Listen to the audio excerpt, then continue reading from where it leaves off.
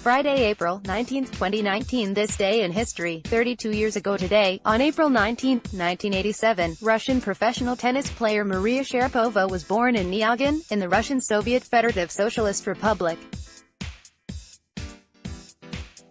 The only Russian woman player to hold the career Grand Slam, Sharapova has been a U.S. resident since 1994. Two Russian brothers started a video game company and got onto Bloomberg's billionaire list. Here's their first long interview. Former diplomat Vladimir Frolov weighs the Zelenskiy presidency for Moscow. Columnist Oleg Kashin looks at the imploded Leonid Slutsky case. Journalist Alexei Naumov says Moscow is back to square one, thanks to the Mueller report. Russia's ruling political party releases viral campaign videos ahead of local elections outside Moscow. Foreign ministry official says Mueller report contains no evidence of election meddling. Rosneft wants Reuters news agency banned in Russia for a report about Venezuela. Chair of Republic-wide People's Council becomes latest opposition elder arrested in Ingushetia. Russian company plans to create a federal Internet of Things network. Top of the charts money bag. Kern. Bloomberg. Getty Images. In April, Bloomberg added Igor and Dmitry Buchman to its list of U.S. dollar billionaires. The brothers, born in the northwest Russian city of Vologda, founded a video game company out of their hometown in 2004. Now, Playrex, which employs more than 1,000 employees and entertains about 30 million users every day with popular games like Homescapes and Township. The Buchmans made their first games out of their Vologda apartment and almost immediately started raking in a profit. Now, Igor is 37 years old, Dmitry is 34, and each is said to have a net worth of $1.4 billion. We spoke with the Buchmans about how they started making more money off their games, why they no longer live permanently in Russia, and what's going on in the country's domestic video game market today. Read Meduza's story here. Two Russian brothers started a video game company and got onto Bloomberg's billionaire list. Here's their first long interview. Opinions and analysis. Frolov: Zelenskiy's presidency won't be a picnic for Moscow. In an op-ed for Republic, columnist and former diplomat Vladimir Frolov argues that Volodymyr Zelenskiy's likely presidency in Ukraine is a mixed bag for Moscow. Frolov says the Kremlin initially hoped only that incumbent Petro Poroshenko's re-election would leave him battered and pave the way to future success for a Russia-friendly parliamentary opposition led by Yuri Boyko and Viktor Medvedchuk. Zelensky comes without Poroshenko's toxicity in Russia, Frolov says, which presents a window of opportunity, but it's still unclear how Zelensky will interpret his mandate. Frolov says Ukrainian voters want him to demolish the country's corrupt state, not unlike revolutionaries during the Maidan uprising. Moscow can release some of its Ukrainian political prisoners, and Kiev can lift some restrictions on Russian language and cultural imports, but real progress in bilateral relations will depend on peace in the Donbass. Zelensky has stood vaguely by the Minsk Accords and the Steinmeier formula, but Kiev will never settle for minority shareholder status in the region, Frolov says, which make new breakthroughs unlikely. In other words, Frolov says, the Zelensky presidency will probably prefer to stick with the status quo laid out by the unenforceable Minsk Accords. Kashin: Slutsky is a typical apple on a rotten tree. In an op-ed for Republic, columnist Oleg Kashin says, State Duma deputy Leonid Slutsky is an atypical but quintessential Russian lawmaker, arguing that he's neither an old-school politician who cut his teeth in Russia's rough-and-tumble 1990s democratic elections, nor a modern-day technocrat. He's neither a veteran, nor an android. Slutsky owes his prominence in the Duma to backroom dealing and personal ambition, Kashin says, which is why he's nevertheless squarely at home in Russia's legislature. Why is Kashin writing about Leonid Slutsky now? Alexei Navalny recently published new evidence about Slutsky's luxury cars, revelations Kashin thinks are stale and underwhelming. Kashin also recalls journalists' effort to force Slutsky's resignation last year over sexual harassment allegations.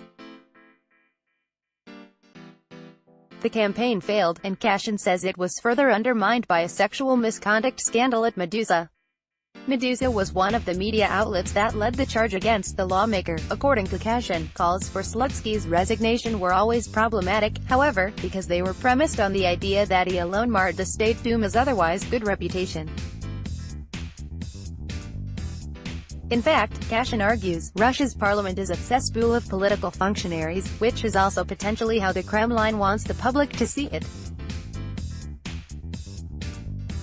Want another conspiracy theory? Kashin speculates that Zelenskiy's own people are feeding the luxury cars information to Navalny, so Zelenskiy can claim the attention from anti-Putin oppositionists as proof of his loyalty to the Kremlin. Naumov, the Mueller report is bad news for Moscow. In an article for Carnegie Moscow Center, journalist Alexei Naumov says the release of a redacted version of the Mueller report has shoved U.S.-Russian relations right back into the gutter they occupied before William Barr published his relatively whitewashed summary. The actual report is neither the smoking gun Democrats needed to impeach Donald Trump nor the exoneration the president required to seize more independence in future negotiations with Moscow.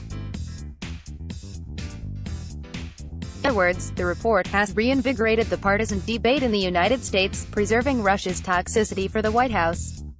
Evidence of Russian meddling in American politics, moreover, means Russia will remain both a domestic and foreign policy issue in Washington. The report's redactions from data about the Internet Research Agency and Yevgeny Prigozhin also indicate that more details about Russian meddling will emerge in the future. Going forward, Trump will still have little room to deal with the Kremlin, and that could prevent U.S.-Russian rapprochement for at least another 5.5 years, if the president is re-elected in 2020. Wrap the vote. The Moscow region's Odintsovsky district is holding local elections on April 21st.